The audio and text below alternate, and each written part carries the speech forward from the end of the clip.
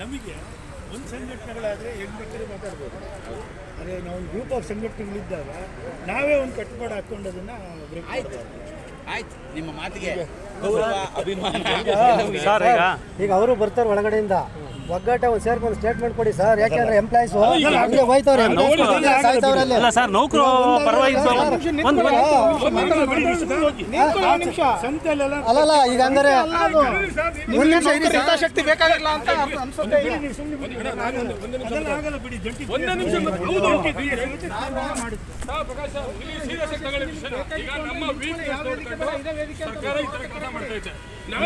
ನಮಗೆ ಯಾವ ವೀಕ್ನೆಸ್ಗಳು ಇಲ್ಲ. ನಮಗೆ ಯಾವ ವೀಕ್ನೆಸ್ಗಳು ಇಲ್ಲ. ಸಮಸ್ಯೆ ಬಗೆಹರಿಯೋದು ಬೇಡವಾ? ನಮಗೆ ವೀಕ್ನೆಸ್ಗಳಿಲ್ಲ. ಹೋರಾಟ ನಾಯಕತ್ವ ಕೊಡ್ತೀವಿ. ಈ ಸಾರಿ ಮಾಡ್ತೀವಿ. ನಾವು 1-24 ನಾವು 25 ನೀವು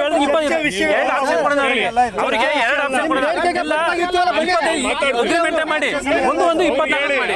ಇಲ್ಲ ಸಮಾಜ ಇಲ್ಲ, ಅವ್ರು ಬರ್ತಾರೆ. ಈಗ ಅವ್ರು ಬರ್ತಾರೆ ಸರ್. ಈಗ ಅವರು ಬರ್ತಾರೆ. ಎಲ್ಲ ಒಗ್ಗಟ್ಟಿಗೆ ಹೋಗೋಣ, ಇಲ್ಲ ನಾವು ಒಪ್ಪಿಸ್ತೀವಿ ಸರ್. ನೀವು ಬನ್ನಿ. ಈಗ ಆಗಿದ್ದಾಗತ್ತಲ್ಲ. ಈಗ ನೀವು ಸರ್, ಈಗ ನೀವು ಬಿದ್ದಂತಿದ್ರಲ್ವಾ, ನಾವು ಅವ್ರನ್ನ ಸೇರಿಸ್ತೀವಿ ಒಂದೇ ವ್ಯಕ್ತಿ. ಅಗ್ರಿಮೆಂಟ್ ಅವ್ರ ಜೊತೆ ಸೇರಕ್ ಆಗೋದಿಲ್ಲ. ಅವ್ರು ತೆಲಂಗಾಣ ಅಂತ ಇದ್ದಾನೆ ಈಗ ಹುಚ್ಚ. ತೆಲಂಗಾಣ ಅಂತ ಇದ್ದಾನೆ. ನೌಕರ ಮುಖ ಸಪೋರ್ಟ್ ಮಾಡಿ ಸ್ಟ್ರೈಕ್ ಮಾಡಕ್ಕೆ ಹೇಳಿ. ಅವ್ರು ಮಾತಾಡೋಣ ಸರ್. ಈಗ ಬರ್ತಾರೆ, ಅವ್ರು ಬರ್ತಾರೆ, ಮಾತಾಡೋದಿರಿ. ಅವ್ರು ಬರ್ತಾರೆ, ಮಾತಾಡೋದಿರಿ. ಅಲ್ಲಣ್ಣ, ಈಗ ಎದುರಿಗೆ ಮಾತಾಡೋದಿರಿ. ಎಲ್ಲ ಒಟ್ಟಿಗೆ ಮಾತಾಡೋಣ. ನಿಮ್ ಚಂದ್ರ ನಂಬಲ್ಲ.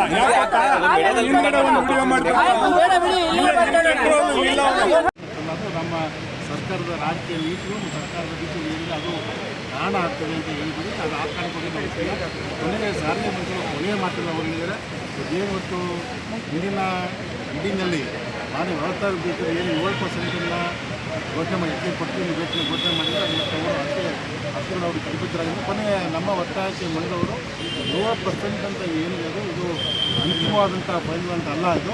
ಮತ್ತು ಇದನ್ನು ಹೆಚ್ಚಿಗೆ ಮಾಡಬೇಕಾದ್ರೆ ಮತ್ತೆ ನಾವು ಮಾನ್ಯ ಮುಖ್ಯಮಂತ್ರಿಗಳು ಮಾತಾಡಿ ಸರ್ಕಾರದಲ್ಲಿ ಮಾತಾಡಿ ಮತ್ತು ಇನ್ನೊಂದು ಸಭೆಯನ್ನು ಕರಿತೀವಿ ಅನ್ನೋ ಮಾತನಾಡಿದ್ದಾರೆ.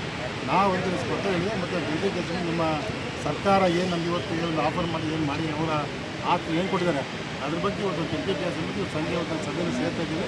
ಮುಂದೆ ಕಾರ್ಮಿಕರ ಪರವಾಗಿ ಏನು ಇದ್ದ ತಗೋಬೇಕಾಗುತ್ತೆ ಜಂಟಿ ಸಮಿತಿ ಸಂಜೆ ಹೊತ್ತು ಮಾಡಿ ಅದನ್ನು ನಾಳೆ ಬದಲು ಗೊತ್ತಿಲ್ಲ. ಅದು ಏನು ಜಂಟಿ ಸಮಿತಿ ತೆಗೆದುಕೊಳ್ತೀವಿ ವಿಚಾರ ಮಾಡಿ ನಂತರ ಅದನ್ನು ಹೋರಾಟದ ಅಗತ್ಯತೆ ಹೋರಾಟವನ್ನು ಕಂಡು ಮಾಡ್ತೀವಿ. ಅಂದರೆ ಇವತ್ತಿನ ಸಭೆ ಅಂದರೆ ಪ್ರತ್ಯೇಕ ವಿಫಲದ ವಿಫಲ ಅಂತ ಹೇಳೋಕ್ಕಲ್ಲ. ಅವ್ರು ಮತ್ತೆ ಸಾರಿಗೆ ಮಂತ್ರಿಗಳು ಸ್ಪಷ್ಟವಾಗಿ ಹೇಳಿದ್ದಾರೆ. ಮತ್ತು 7% ಅಂತ ಏನು ಮತ್ತು ಇಂದಿನ ಸಭೆಯಲ್ಲಿ ಮಾನ್ಯ ಘೋಷಣೆ ಮಾಡಿದ್ದು ಅದೇ ಅಂತಿಮ ಅಲ್ಲ ಅದು. ಮತ್ತು ಹೆಚ್ಚೆ ಮಾಡಬೇಕಾದ್ರೆ ನಾವು ಮಾತನ್ನು ಮಾನ್ಯ ಮುಖ್ಯಮಂತ್ರಿ ಮಾತಾಡಿ ಮತ್ತೆ ಸಭೆಯಲ್ಲಿ ಕಲ್ಪಿಸಿದ್ದಾರೆ.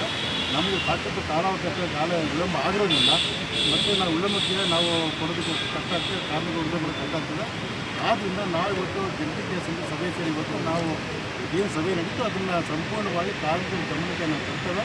ತಂದು ನಾವು ಕೂಡಲೇ ಇವತ್ತು ಸಭೆ ಮುಂದಿನ ಕ್ರಮ ಏನು ಕೇಳ್ಬೇಕು ಸಂಜೆ ಅಂತಿಮವಾದಂಥ ನಿರ್ಧಾರಕ್ಕೆ ಬರ್ತೀವಿ. ಮುಂದೆ ಹೇಗೆ ಮುಂದೆ ಮಾಡಿ ಬರ್ತೀವಿ. ಮುಂದೆ ತುಂಬ ದೊಡ್ಡ ಮಟ್ಟದಲ್ಲಿ ಚರ್ಚೆ ಆದಂಥ ವಿಚಾರ ಅಂತ ಹೇಳಿದ್ರೆ ಈ ಅಧಿಕಾರಿಗಳು ಕಂಡಕ್ಟರ್ ಡ್ರೈವರು ಮೆಕ್ಯಾನಿಕ್ಗಳ ಮೇಲೆ ಕ್ರಮವನ್ನು ತೆಗೆದುಕೊಳ್ಳುವಂಥ ಮೊದಲ ಹಂತದಲ್ಲಿ ಇರ್ತಾರೆ. ಸೊ ಹಾಗಾಗಿ ರೈತರು ಏನು ಮಾಡಬೇಕಿದ್ರೆ ಈ ಕಂಡಕ್ಟರ್ ಡ್ರೈವರು ಮೆಕ್ಯಾನಿಕ್ಗಳಿಗೆ ಮಾಡಿಬಿಡಿ, ಈ ಅಧಿಕಾರಿಗಳು ಬೇಡ ಅವ್ರಿಗೆ ಬೇಕಾದ್ರೆ ಮುಂದಿನ ಹಂತದಲ್ಲಿ ಮಾಡಿ ಅನ್ನುವಂಥ ಚರ್ಚೆ ನಡೆದಿತ್ತು. ಅಂದರೆ ಯಾಕೆ ಅಂದರೆ ಡಿಸ್ಮಿಸ್ ಸಸ್ಪೆಂಡ್ ಮಾಡುವಂಥ ಮೊದಲು ಬಿಟ್ಟುಕೊಡುವಂಥದ್ದೇ ಅಧಿಕಾರಿಗಳು. ಫಸ್ಟ್ ಯಾರ್ಯಾರು ಮುಷ್ಕರದಲ್ಲಿ ಭಾಗಿಯಾಗಿದ್ರು, ಯಾರ್ಯಾರು ಪ್ರತಿಭಟನೆ ಈ ಮಾಹಿತಿ ಕೊಡುವಂಥದ್ದೇ ಅಧಿಕಾರಿಗಳು. ಸೊ ಹಾಗಾಗಿ ಈ ಮಾತನ್ನು ಸ್ಪಷ್ಟ ಹೇಳ್ತೇನೆ.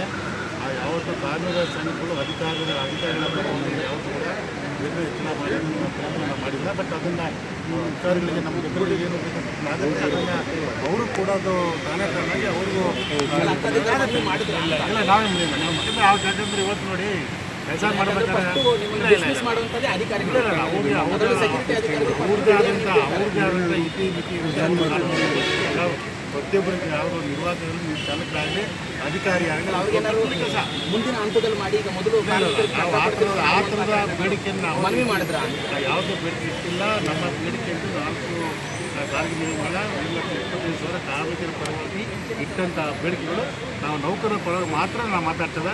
ಅದನ್ನು ಗೊತ್ತು ಕೂಡ ಅದೇ ಮಾತಾಡ್ತೀವಿ, ಮುಂದೆ ಕೂಡ ಅದನ್ನು ಮಾತಾಡೋದು. ಇನ್ನು ಅಧಿಕಾರಿಗಳು ನಮ್ಗೆ ಆದಾಗ ಅವ್ರ ಅಧಿಕಾರಿಗಳು ತನಗೆ ಆಗ್ತದೆ.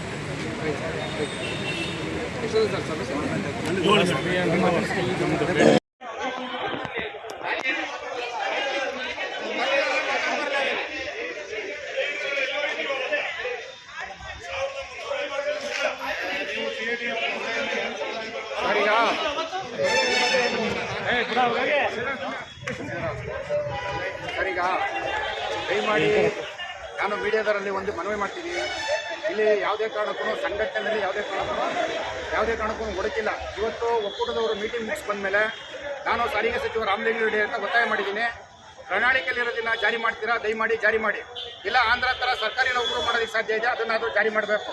ಇಲ್ಲ 25% ವೇತನ ಪರಿಷ್ಕರಣೆ ಕೇಳಿದ್ದೀವಿ, ವೇತನ ಪರಿಷ್ಕರಣೆ ಅನೌನ್ಸ್ಮೆಂಟ್ ಮಾಡಬೇಕು ಅಂತಕ್ಕಂಥ ವಿಚಾರವನ್ನು ನಾವು ತಿಳಿಸಿದ್ದೀವಿ. ಹಾಗಾಗಿ ಸಂಜೆ ನಾವು ಇವತ್ತು ಎಲ್ಲ ಸಂಘಟನೆಗಳು ಒಗ್ಗೂಡಿ ಸರ್ಕಾರಕ್ಕೆ ಒಂದು ಮನವಿಯನ್ನು ಮಾಡ್ತಾ ಇದ್ದೀವಿ. ಒಂದು, ತೆಲಂಗಾಣದ ಮಾದರಿ ರಾಜ್ಯ ಸರ್ಕಾರಿ ನೌಕರರು ಮಾಡಿದ್ರು ನಾವು ಓಕೆ ಇದ್ದೀವಿ. ಒಂದು 25% ವೇತನ ಪರಿಷ್ಕರಣೆ ಕೇಳಿದ್ದೀವಿ, 25% ವೇತನ ಪರಿಷ್ಕರಣೆ ಕೊಡೋದಕ್ಕೂ ಸರ್ಕಾರ ಬರಬೇಕು. ಇಲ್ಲ ಅಂತ ಮತ್ತೆ ಚುನಾವಣೆ ನಡೀಬೇಕು, ಈ ವಿಚಾರದಲ್ಲಿ ರಾಜಿ ಇಲ್ಲ. ಮತ್ತೆ ಮೂರನೇ ವಿಚಾರವಾಗಿ ಸಂಘಟನೆಗಳಲ್ಲಿ ಎಲ್ಲರೂ ಸಹ ಸಂಜೆ ಕೂತು ಒಮ್ಮತವಾಗಿ ಏಕಪಕ್ಷೀಯ ನಿರ್ಣಯವನ್ನು ಹೊರಹೊಮ್ತೀವಿ. ಯಾವುದೇ ಕಾರಣಕ್ಕೂ ರಾಜ್ಯ ಸರ್ಕಾರ ಯಾವುದೇ ಎಸ್ಮಾ ಜಾರಿ ಮಾಡೋದನ್ನು ಪರವಾಗಿಲ್ಲ, ನಾವು ಅದನ್ನು ಸ್ವಾಗತ ಮಾಡೋದಕ್ಕೆ ಬೆಳೆಯಿದ್ದೀವಿ. ಇನ್ನು ಮುಂದೆ ನಡೀತಕ್ಕಂಥ ವಿಚಾರಗಳಲ್ಲಿ ಕಾರ್ಮಿಕರು ಬಳಲಿ ಬೆಂಡಾಗಿದ್ದಾರೆ. 26 ತಿಂಗಳಿಂದಲೂ ಸಹ ವೇತನ ಹೆಚ್ಚಳ ಆಗದಲೇ ಸತ್ತು ಸಾಕಾಗೋಗಿದ್ದಾರೆ. ಹಾಗಾಗಿ ರಾಜ್ಯ ಸರ್ಕಾರ 5% ಕೊಡ್ತೀನಿ, 7% ಕೊಡ್ತೀನಿ, 1/4/25 ಮಾಡ್ತೀನಿ ಅಂತಕ್ಕಂಥ ವಿಚಾರವನ್ನೆಲ್ಲವನ್ನು ಬದಿಗೊತ್ತು 1/1/24ಕ್ಕೆ 25% ವೇತನ ಹೆಚ್ಚಳ ಮಾಡಬೇಕು. ಇಲ್ಲ ಅವರು ಪ್ರಣಾಳಿಕೆ ತಂದಿರ್ತಕ್ಕಂಥ ವಿಚಾರವನ್ನು ಜಾರಿ ಮಾಡ್ತಾರೆ, ತತ್ಕ್ಷಣದಿಂದ ಜಾರಿ ಮಾಡಬೇಕು. ಇವೆರಡು ವಿಚಾರ ಬಿಟ್ಟು ಸಂಘಟನೆಗಳ ಮತ್ತೆ ಯಾವುದೇ ಭಿನ್ನಾಭಿಪ್ರಾಯಗಳಿಲ್ಲ. ಎಲ್ಲರೂ ಒಕ್ಕರಳವಾಗಿ ಬೀದಿಗಿಳಿತಕ್ಕಂಥ ಕೆಲಸವನ್ನು ಮಾಡ್ತೀವಿ. ರಾಜ್ಯ ಸರ್ಕಾರ ಏನಾದರೂ ಸಂಘಟನೆಗಳ ಜೊತೆ ಮಾತಾಡಿ ಮುಂದುವರಿಸ್ತೀವಿ ಅಂತಂದ್ರೆ ನಮ್ಮ ಸಮಸ್ಯೆನ ಬಗೆಹರ್ತಿಲ್ಲ ಅಂತಂದ್ರೆ ನಾಳೆ ನಾಡಿದ್ದು ಆಗ್ತಕ್ಕಂಥ ಅನಾಹುತಕ್ಕೆ ರಾಜ್ಯ ಸರ್ಕಾರವೇ ನೇರವಾಗಿ ಹೊಣೆಯಾಗಿರ್ತಕ್ಕಂಥದ್ದನ್ನ ನಾನು ಎಲ್ಲಾ ಮಾಧ್ಯಮದ ಮುಂದೆ ನೇರವಾಗಿ ಹೇಳೋದಕ್ಕೆ ಇಷ್ಟಪಡ್ತಾ ಇದ್ದೀನಿ. ಸಭೆ ಎಲ್ಲಿ ಸರ್? ಸರ್, ಶೇಷಾದ್ರಿಪುರಂ ಅಲ್ಲಿ ಸಂಜೆ 7 ಗಂಟೆಗೆ ಸಭೆ ಸೇರ್ತಾ ಇದ್ದೀವಿ. ಜಂಟಿ ಕ್ರಿಯಾ ಸಮಿತಿ ನಾನು ಇಲ್ಲಿ ಒಕ್ಕೂಟದವ್ರನ್ನು ಸಹ ಅಲ್ಲಿಗೆ ಬರ್ಮಾಡ್ಕೊತೀನಿ. ಯಾಕೆಂತಂದ್ರೆ ಎಲ್ಲರೂ ಸಹ ಒಗ್ಗಟ್ಟಾಗಿ ಹೋಗೋಣ. ಯಾವುದೇ ಕಾರಣಕ್ಕೂ ಇನ್ನು ಮುಂದೆ ನಮ್ಮಲ್ಲಿ ಜಗಳ ಇದಾವುದು ಬೇಡ. ಯಾಕೆಂತಂದ್ರೆ ಇಲ್ಲಿವರೆಗೂ ಸಹ ಕಾರ್ಮಿಕರು ಇಲ್ಲಿವರೆಗೂ ಕಾದು ಸಾಕಾಗಿದ್ದಾರೆ. ದಯಮಾಡಿ ನಮ್ಮಲ್ಲಿರ್ತಕ್ಕಂಥ ಒಡಕುಗಳನ್ನು ಬದಿಗೊತ್ತಿ ನಾನು ಒಕ್ಕೂಟದವರು ಸಹ ನಾನು ಕೇಳ್ಕೊತೀನಿ. ಈ ವಿಚಾರದಲ್ಲಿ ನಿಮ್ಮದನ್ನ ಜಾರಿ ಮಾಡ್ತಾರ, ನಾನು ಸಂಪೂರ್ಣ ಬೆಂಬಲ ಕೊಡೋದಕ್ಕೆ ರೆಡಿ ಇದ್ದೀವಿ. ಇಲ್ಲ ವೇತನ ಪರಿಷ್ಕರಣೆ ಮಾಡ್ತಾರೆ, ಅದಕ್ಕೆ ಸರ್ಕಾರಕ್ಕೆ ನೀವು ಸಹ ಬೆಂಬಲ ಕೊಡಿ. ಎಲ್ಲರೂ ಒಗ್ಗಟ್ಟಾಗೋಣ. ಯಾಕಂದ್ರೆ ಕಾರ್ಮಿಕರು ಇವತ್ತು ಈ 40-45 ಬಿಸಿಲಿನಲ್ಲಿ ಕೆಲಸ ಮಾಡ್ತಾ ಇದ್ದಾರೆ. ಅವ್ರಿಗೆ ಏನಾದರೂ ನಾವು ಕೊಡಬೇಕು ಅಂತಂದ್ರೆ ನಮ್ಮಲ್ಲಿರ್ತಕ್ಕಂಥ ಭಿನ್ನಾಭಿಪ್ರಾಯಗಳನ್ನು ಬದಿಗೊತ್ತು ಒಂದೇ ದಾರಿನಲ್ಲಿ ಹೋಗ್ತಕ್ಕಂಥ ಕೆಲಸವನ್ನು ಮಾಡೋಣ. ಹಾಗಾಗಿ ನಾವೆಲ್ಲರೂ ಸಹ ಇಲ್ಲಿ ಇರ್ತಕ್ಕಂಥವ್ರು ಅಣ್ಣ ತಮ್ಮದಿರೇ ಒಂದೇ ಸಂಸ್ಥೆ ಒಳಗಡೆ ಕೆಲಸ ಮಾಡ್ತಾ ಇರ್ತಕ್ಕಂಥವ್ರು. ಇನ್ನು ಮುಂದೆ ಯಾವುದೇ ಕಾರಣಕ್ಕೂ ನಮ್ಮಲ್ಲಿ ಯಾವುದೇ ಥರದ ಬೇರೆ ಥರದ ಮನೋಭಾವನೆಗಳು ಬೇಡ. ದಯಮಾಡಿ ಸಂಜೆ 7 ಗಂಟೆಗೆ ಸೇರೋಣ. ನಮ್ದೇನಿದೆ ನಾವು ಮುಂದುವರೆದ ಭಾಗವಾಗಿ ಸರ್ಕಾರಕ್ಕೆ ನೋಟಿಸನ್ನು ಕೊಡಬೇಕಾಗಿದೆ. ಅದಕ್ಕೆ ಎಲ್ಲರೂ ಸಹ ಕಟಿಬದ್ಧವಾಗಿರೋಣ ಅಂತಕ್ಕಂಥದ್ದು ಹೇಳ್ತಾ ದಯಮಾಡಿ ನಾನು ಮತ್ತೆ ಮುಗಿಸ್ತೀನಿ ಸರ್.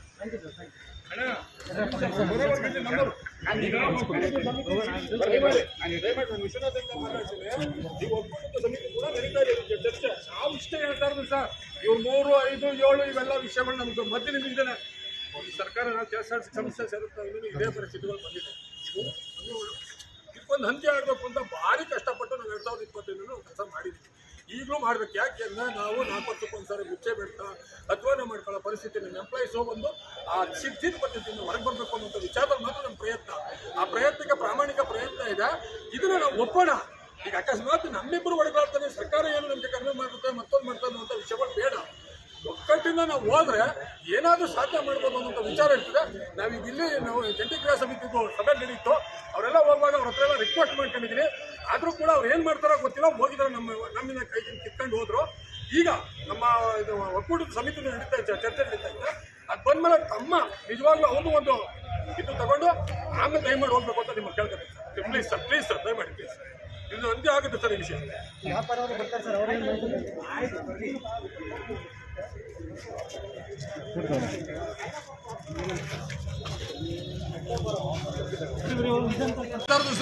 ಇವ್ರು 3, 5, 7 ಇವೆಲ್ಲ ವಿಷಯಗಳು ನಮ್ಗೆ ಮಧ್ಯದಿಂದ ಇದ್ದಾನೆ. ಈ ಸರ್ಕಾರ ನಾವು KSRTC ಸಂಸ್ಥೆ ಸೇರುತ್ತಾ ಇನ್ನೂ ಇದೇ ಪರಿಸ್ಥಿತಿಗಳು ಬಂದಿದೆ. ಇದಕ್ಕೊಂದು ಅಂತ್ಯ ಆಡಬೇಕು ಅಂತ ಭಾರಿ ಕಷ್ಟಪಟ್ಟು ನಾವು 2025 ಕೆಲಸ ಮಾಡಿದ್ದೀವಿ. ಈಗಲೂ ಮಾಡ್ಬೇಕು. ಯಾಕೆಂದರೆ ನಾವು 4 ವರ್ಷಕ್ಕೊಂದ್ಸರಿ ಮುಚ್ಚೆ ಬಿಡ್ತಾ ಅಧ್ವಾನ ಮಾಡ್ಕೊಳ್ಳೋ ಪರಿಸ್ಥಿತಿ ನಮ್ಮ ಎಂಪ್ಲಾಯೀಸು ಒಂದು ಆ ಸಿದ್ಧಿತ ಪದ್ಧತಿಯಿಂದ ಹೊರಗೆ ಬರಬೇಕು ಅನ್ನೋ ವಿಚಾರದಲ್ಲಿ ಮಾತ್ರ ನಮ್ಮ ಪ್ರಯತ್ನ. ಆ ಪ್ರಯತ್ನಕ್ಕೆ ಪ್ರಾಮಾಣಿಕ ಪ್ರಯತ್ನ ಇದೆ. ಇದನ್ನು ನಾವು ಒಪ್ಪೋಣ. ಈಗ ಅಕಸ್ಮಾತ್ ನಮ್ಮಿಬ್ಬರು ಹೊಡೆದಾಡ್ತಾನೆ ಸರ್ಕಾರ ಏನು ನಮ್ಗೆ ಕಡಿಮೆ ಮಾಡ್ತಾರೆ ಮತ್ತೊಂದು ಮಾಡ್ತಾರೆ ಅನ್ನುವಂಥ ವಿಷಯಗಳು ಬೇಡ. ಒಕ್ಕಟ್ಟಿಂದ ನಾವು ಹೋದ್ರೆ ಏನಾದರೂ ಸಾಧನೆ ಮಾಡ್ಬೋದು ಅನ್ನೋಂಥ ವಿಚಾರ ಇರ್ತದೆ. ನಾವೀಗ ಇಲ್ಲಿ ಜಂಟಿ ಕ್ರಿಯಾ ಸಮಿತಿ ಸಭೆ ನಡೀತು, ಅವರೆಲ್ಲ ಹೋಗುವಾಗ ಅವ್ರ ಹತ್ರ ಎಲ್ಲ ರಿಕ್ವೆಸ್ಟ್ ಮಾಡ್ಕೊಂಡಿದ್ದೀನಿ. ಆದರೂ ಕೂಡ ಅವ್ರು ಏನು ಮಾಡ್ತಾರೋ ಗೊತ್ತಿಲ್ಲ, ಹೋಗಿದ್ದಾರೆ ನಮ್ಮಿಂದ ಕೈಗಿಂದ ಕಿತ್ಕೊಂಡು ಹೋದ್ರು. ಈಗ ನಮ್ಮ ಒಕ್ಕೂಟದ ಸಮಿತಿ ನಡೀತಾ ಚರ್ಚೆ ನಡೀತಾ ಇದೆ. ಅದು ಬಂದಮೇಲೆ ತಮ್ಮ ನಿಜವಾಗ್ಲೂ ಅವ್ರದ್ದು ಒಂದು ಇದು ತಗೊಂಡು ಆಮೇಲೆ ದಯಮಾಡಿ ಹೋಗ್ಬೇಕು ಅಂತ ನಿಮಗೆ ಕೇಳ್ಕೊತೀನಿ ಸರ್. ಪ್ಲೀಸ್ ಸರ್ ದಯಮಾಡಿ ಪ್ಲೀಸ್. ಇದು ಅಂತ್ಯ ಆಗುತ್ತೆ ಸರ್ ಈ ವಿಷಯ. ಸರ್ ಇವ್ರು 3, 5, 7 ಇವೆಲ್ಲ ವಿಷಯಗಳು ನಮ್ಗೆ ಮಧ್ಯದಿಂದ ಇದನ್ನೇ ಈ ಸರ್ಕಾರ ನಾವು ಕೆಲಸ ಸಂಸ್ಥೆ ಸೇರುತ್ತವೆ ಇನ್ನೂ ಇದೇ ಪರಿಸ್ಥಿತಿಗಳು ಬಂದಿದೆ. ಇದು ಇದಕ್ಕೊಂದು ಅಂತ್ಯ ಆಡಬೇಕು ಅಂತ ಭಾರಿ ಕಷ್ಟಪಟ್ಟು ನಾವು 2021 ನಾವು ಕೆಲಸ ಮಾಡಿದ್ದೀವಿ. ಈಗಲೂ ಮಾಡ್ಬೇಕು. ಯಾಕೆಂದರೆ ನಾವು 4 ವರ್ಷಕ್ಕೊಂದ್ಸರಿ ಮುಚ್ಚೆ ಬಿಡ್ತಾ ಅಥವಾನ ಮಾಡ್ಕೊಳ್ಳೋ ಪರಿಸ್ಥಿತಿ ನಮ್ಮ ಎಂಪ್ಲಾಯೀಸು ಒಂದು ಆ ಸಿದ್ಧಿತ್ ಪದ್ಧತಿಯಿಂದ ಹೊರಗೆ ಬರಬೇಕು ಅನ್ನೋಂಥ ವಿಚಾರದಲ್ಲಿ ಮಾತ್ರ ನಮ್ಮ ಪ್ರಯತ್ನ. ಆ ಪ್ರಯತ್ನಕ್ಕೆ ಪ್ರಾಮಾಣಿಕ ಪ್ರಯತ್ನ ಇದೆ. ಇದನ್ನು ನಾವು ಒಪ್ಪೋಣ. ಈಗ ಅಕಸ್ಮಾತ್ ನಮ್ಮಿಬ್ಬರು ಹೊಡೆದಾಡ್ತಾನೆ ಸರ್ಕಾರ ಏನು ನಮ್ಗೆ ಕಡಿಮೆ ಮಾಡ್ತಾರೆ ಮತ್ತೊಂದು ಮಾಡ್ತಾರೆ ಅನ್ನುವಂಥ ವಿಷಯಗಳು ಬೇಡ. ಒಕ್ಕಟ್ಟಿಂದ ನಾವು ಹೋದ್ರೆ ಏನಾದರೂ ಸಾಧನೆ ಮಾಡ್ಬೋದು ಅನ್ನೋಂಥ ವಿಚಾರ ಇರ್ತದೆ. ನಾವೀಗ ಇಲ್ಲಿ ಜಂಟಿ ಕ್ರಿಯಾ ಸಮಿತಿ ಸಭೆ ನಡೀತು, ಅವರೆಲ್ಲ ಹೋಗುವಾಗ ಅವ್ರ ಹತ್ರ ಎಲ್ಲ ರಿಕ್ವೆಸ್ಟ್ ಮಾಡ್ಕೊಂಡಿದ್ದೀನಿ. ಆದರೂ ಕೂಡ ಅವ್ರು ಏನು ಮಾಡ್ತಾರೋ ಗೊತ್ತಿಲ್ಲ, ಹೋಗಿದ್ದಾರೆ ನಮ್ಮಿಂದ ಕೈಗಿಂದ ಕಿತ್ಕೊಂಡು ಹೋದ್ರು. ಈಗ ನಮ್ಮ ಒಕ್ಕೂಟದ ಸಮಿತಿ ನಡೀತಾ ಚರ್ಚೆ ನಡೀತಾ ಇದೆ. ಅದು ಬಂದಮೇಲೆ ತಮ್ಮ ನಿಜವಾಗ್ಲೂ ಅವ್ರದ್ದು ಒಂದು ಇದು ತಗೊಂಡು ಆಮೇಲೆ ದಯಮಾಡಿ ಹೋಗ್ಬೇಕು ಅಂತ ನಿಮಗೆ ಕೇಳ್ಕೊತೀನಿ ಸರ್. ಪ್ಲೀಸ್ ಸರ್ ದಯಮಾಡಿ ಪ್ಲೀಸ್. ಇದು ಅಂತ್ಯ ಆಗುತ್ತೆ ಸರ್ ಈ ವಿಷಯ. ಎಲ್ಲಿ ಎಲ್ಲ ಬರ ಕೇಳಿದ್ವಲ್ಲ ಮಿನಿಸ್ಟ್ರಿಗೂ ಮುಗಿಸಿಲ್ಲ ಅವ್ರ ಜೊತೆ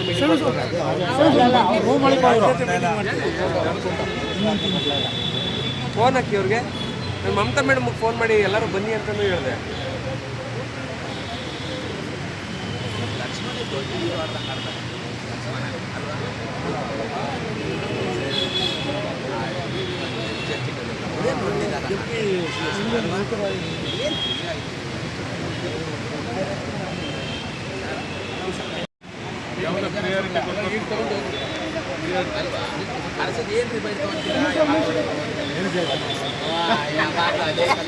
ಬರೀ ಅದೇ ಕತೆ ಏನು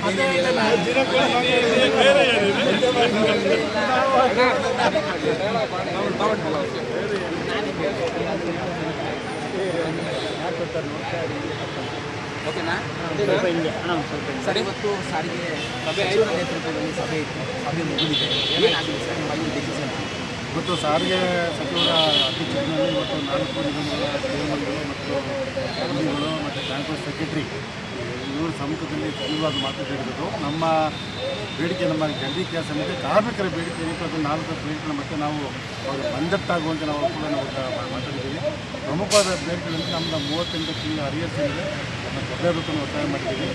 26 ತಿಂಗಳ ಸರ್ಕಾರ ಏನು ಘೋಷಣೆ ಮಾಡಿರೋದು ಬಿಡುಗಡೆ ಮಾಡಬೇಕು ಅಂತೇಳಿ. ಇದಕ್ಕೆ 12 ತಿಂಗಳ ಅರಿಯರ್ಸ್ ಇದೆ, ಅದನ್ನು ಮ್ಯಾನೇಜ್ಮೆಂಟ್ ಕೊಡಬೇಕು ಅನ್ನೋ ಒತ್ತಾಯವನ್ನು ಮತ್ತೆ ಅದನ್ನು ಪುನರಾವರ್ತನೆ ಮಾಡಿದ್ದೀವಿ. ಜೊತೆಗೆ ನಮ್ಮ ಒಂದು 24 ತಿಂಗಳು 4 ವರ್ಷ ಒಪ್ಪಂದ ಆಗಬೇಕನ್ನೋದಕ್ಕೆ ಕೂಡ ನಾವು ಒತ್ತಾಯಪೂರ್ವಕವಾಗಿ ಕಾರ್ಯನಿರ್ವಹಣೆ ಮಾಡಿದ್ದೀವಿ. ಮತ್ತು 25% ಮತ್ತು ಇಂಪ್ಲಿಮೆಂಟ್ ರಿವಿಷನ್ದು ಪಾಠ ರಿವಿಷನ್ಸ್ಗಳು ಎಲ್ಲ ಕೂಡ ಕಡಾಕಡ ಆಗಬೇಕು ಅಂತೇಳಿ ಮತ್ತೆ ನಾವು ವಿಮೋಚನ ಮಾಡಿದ್ದೀವಿ. ಅದಕ್ಕೆ ಮತ್ತು ಸಾರಿಗೆ ಮಂತ್ರಿಗಳು ಮತ್ತು ಆರ್ಥಿಕ ಪರಿಸ್ಥಿತಿ 4 ನಿಗಮಗಳ ಆರ್ಥಿಕ ಪರಿಸ್ಥಿತಿಯನ್ನು ನಮ್ಮ ಮುಂದೆ ಇಟ್ಟದು. ಸದ್ಯಕ್ಕೆ ಇವತ್ತಿನ ಪರಿಸ್ಥಿತಿಯಲ್ಲಿ ಸಾರಿಗೆ ಸಮಿತಿಗಳು ಸರ್ಕಾರದ ಅನುದಾನವಿಲ್ಲದೆ ಸರ್ಕಾರ ಸಹಾಯವಿಲ್ಲದೆ ಹೆಚ್ಚಿಗೆ ಕೊಡೋದಕ್ಕೆ ಕಷ್ಟ ಆಗ್ತದೆ ಮತ್ತು ಅವರು ಮುಂದಿಟ್ಟಿದ್ದಾರೆ. ನಾವು ಕೂಡ ಸ್ಪಷ್ಟವಾಗಿ ಹೇಳಿದ್ದೇವೆ, ನಮ್ಮ ಯಾವುದೇ ಸಾರಿಗೆ